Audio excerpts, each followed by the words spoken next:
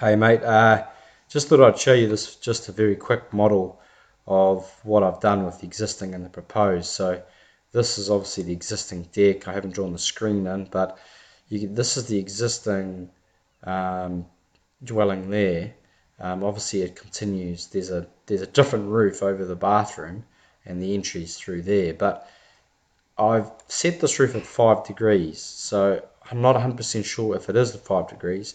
But what we need to work out is if, first of all, is this what you had in mind, sort of just extending that roof line out? If so, then we just need to find out what the low point is on this line from the underside of the structure, so we can obviously flitch it out and run it out towards the end of the proposed addition. So that's the proposed addition there. You got high level window there, like you were saying.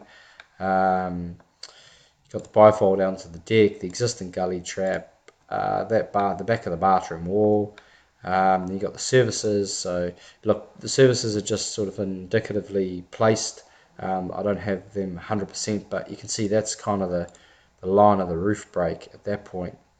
Um, and then, yeah, one thing I wasn't too sure was if it was a concrete slab, because I see that's the condenser for the heat pump sitting there, but the actual heat pump sitting inside up there. So I wasn't 100% sure if the lines running in the slab were under a timber subfloor. So yeah, that's just sort of the shape in a very generic form, mate. Just wanted to know if I'm on the right track, and then obviously take it further. It's just with this roof line. Cheers, mate.